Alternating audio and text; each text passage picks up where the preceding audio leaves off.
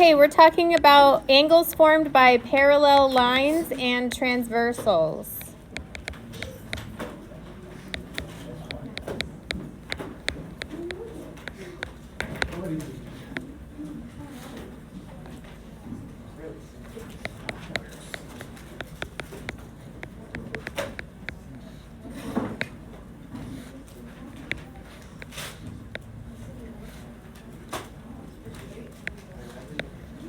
Okay, parallel lines are usually labeled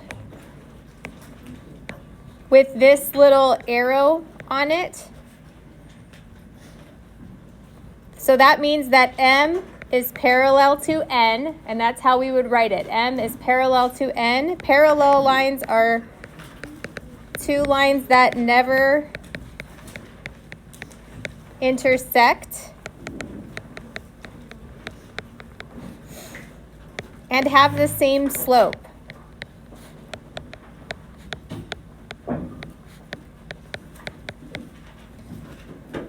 So those lines will go on forever in both directions and never touch.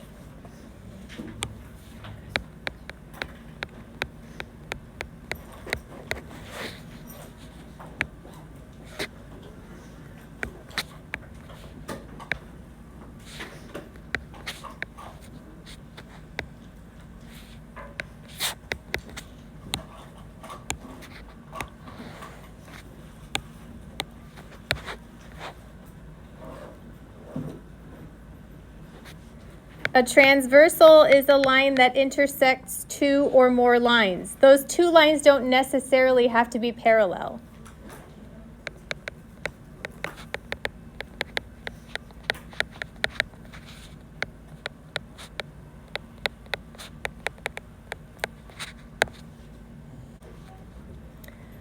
All right, so let's talk about the angle relationships that are formed by parallel lines and a transversal.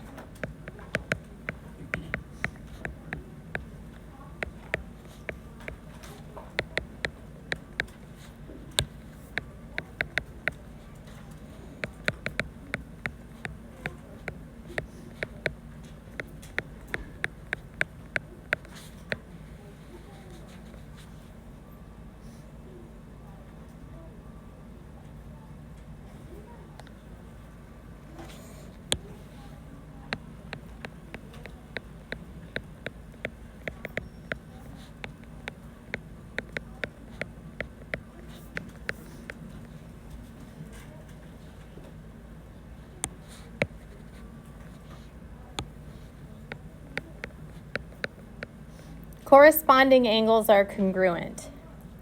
So corresponding angles are in matching corners.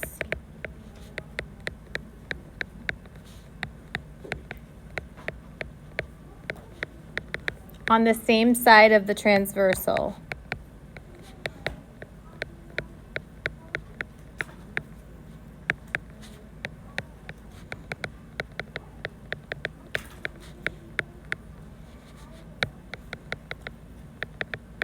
One interior, one exterior. So here's an example.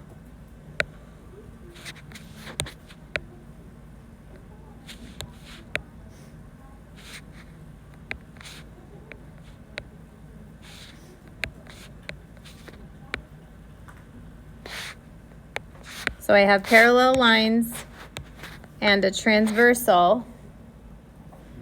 So if I label my angles here,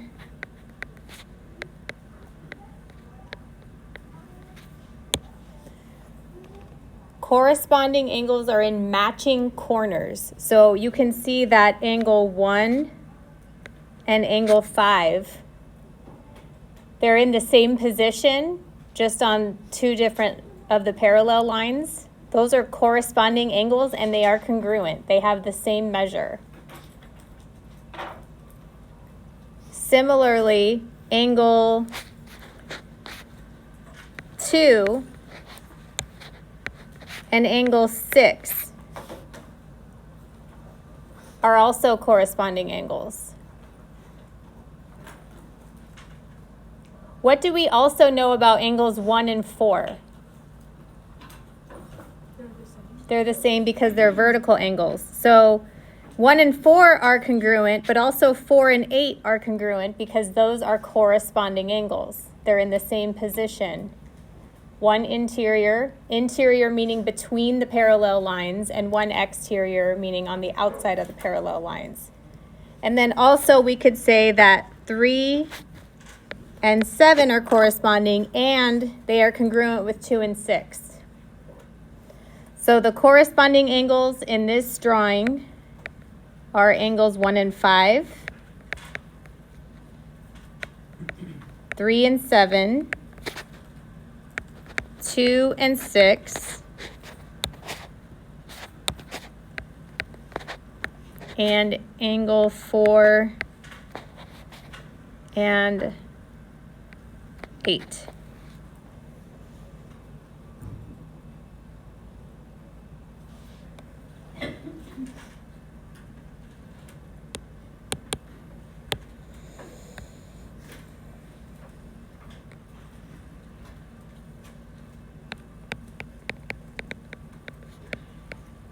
We talked about this on Friday. Vertical angles are congruent.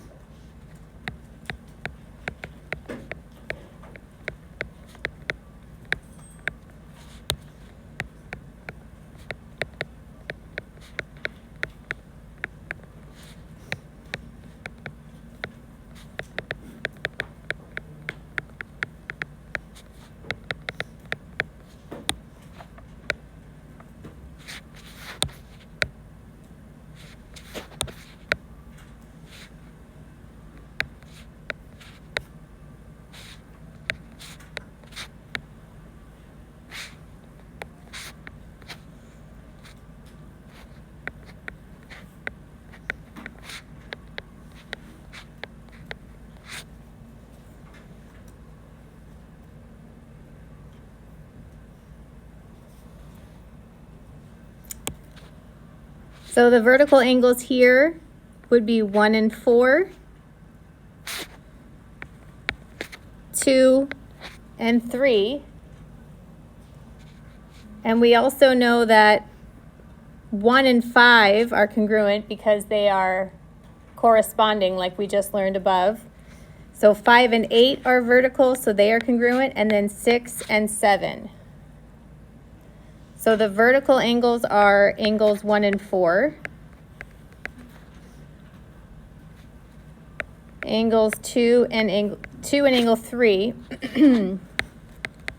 angle 5 and angle 8, and angle 7 and angle 6.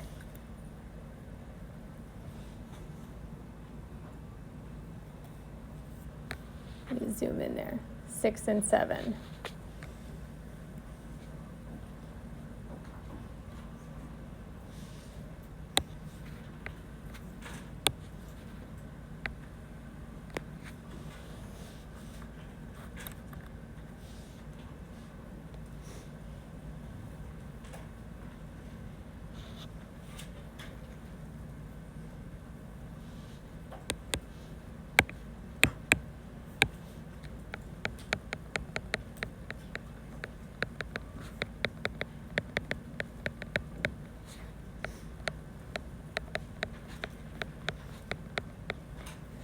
Alternate interior angles are congruent.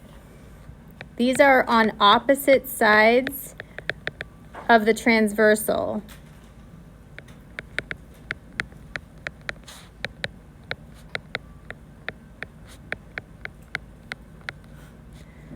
And they are inside the two parallel lines.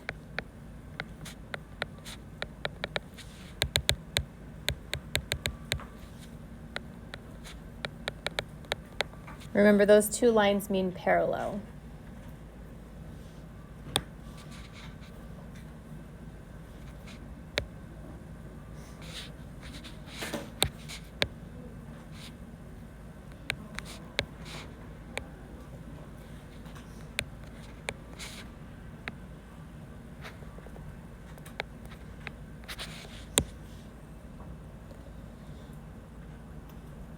So alternate interior angles. So remember that interior means between the parallel lines, on the inside of the parallel lines. So let me number these again. 3, 4, 5, 6, 7, 8. So the first set of alternate interior angles would be 3 and 6. So they're on opposite sides of the transversal, in between the parallel lines. And then we also have another pair of alternate interior angles, 4 and 5.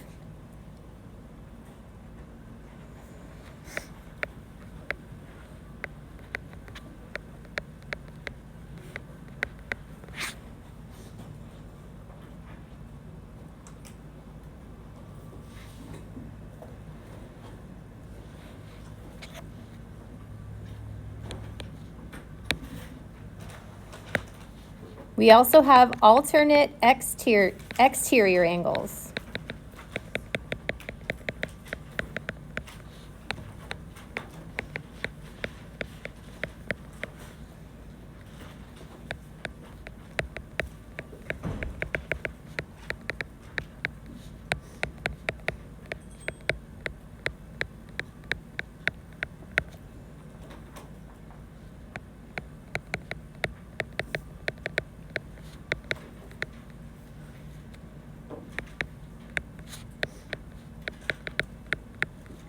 So these are on opposite sides of the transversal, but outside the two parallel lines.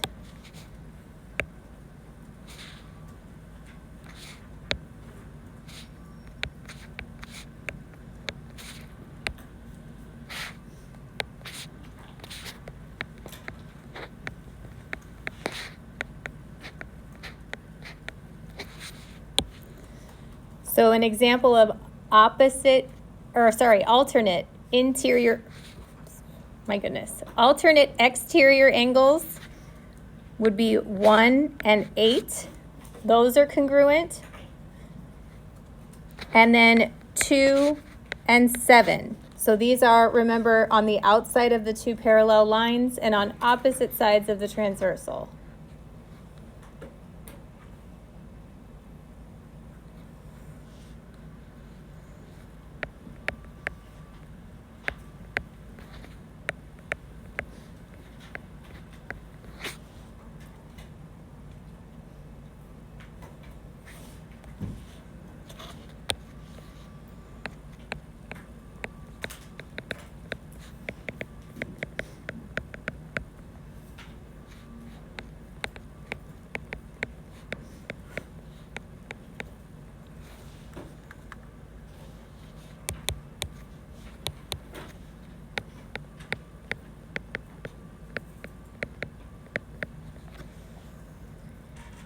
Same side interior angles are supplementary. Remember, supplementary means that they equal 180.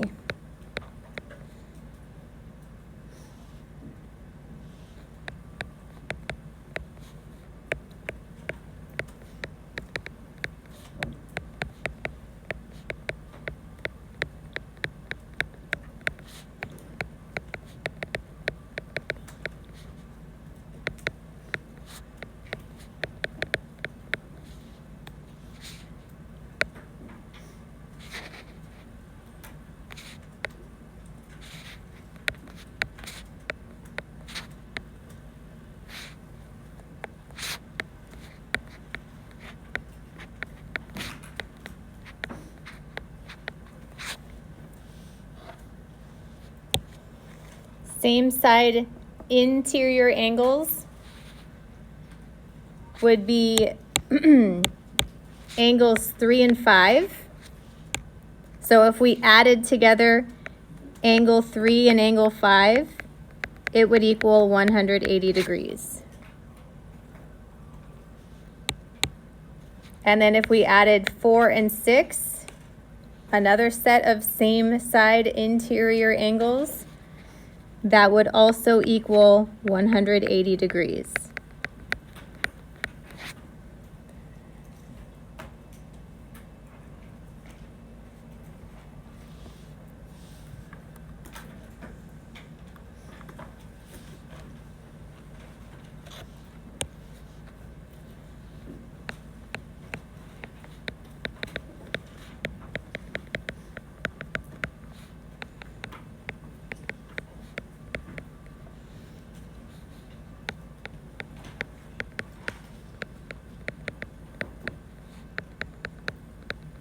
Same side exterior angles are supplementary.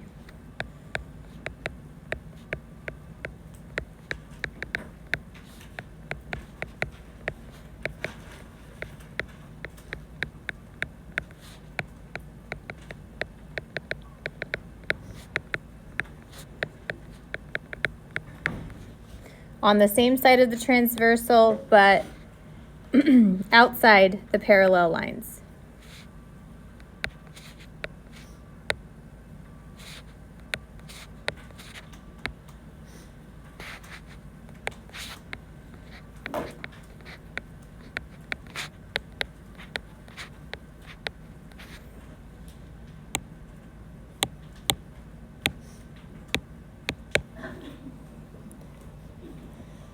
So the first set of same side exterior angles would be 1 and 7.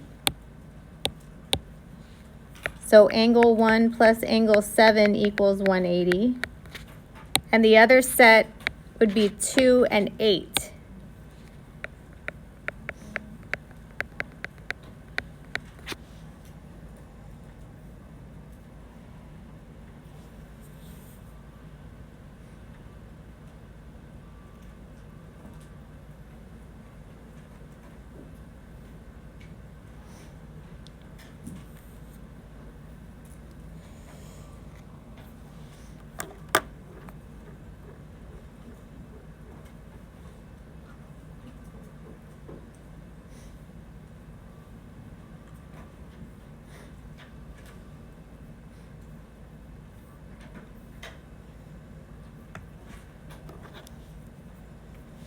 Okay, so those are all the relationships we're going to talk about today. I'm going to give you one example.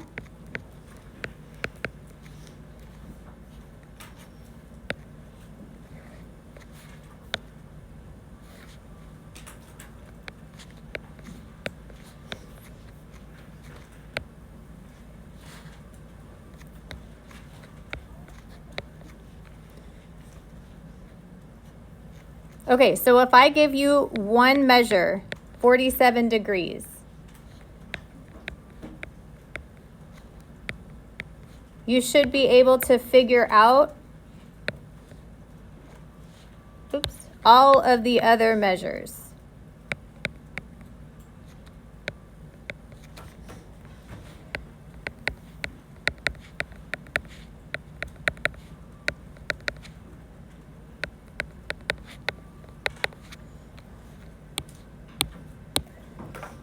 So one of the first things you know is that these two angles are congruent because they are vertical angles. So we know that F is also 47 degrees.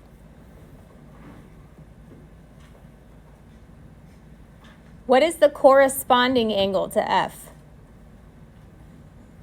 Corresponding means it's in the same position. B. So B is also 47 degrees. And then for C, that's vertical to B, but it's also corresponding to the 47 that was given. So we know that C is 47 degrees. Several different ways you could find D. One of them is just knowing that B and D are supplementary. They would equal 180, so you could subtract. But you would also know that F and D are supplementary because they're same side interior angles. So either way, we know that 180 minus 47 is what D will be. 133. So now we know that also A is 133 because it's vertical. A and E are corresponding, so E is 130, and E and G are vertical. So once you learn all the different relationships, you should be able to find all of those angles.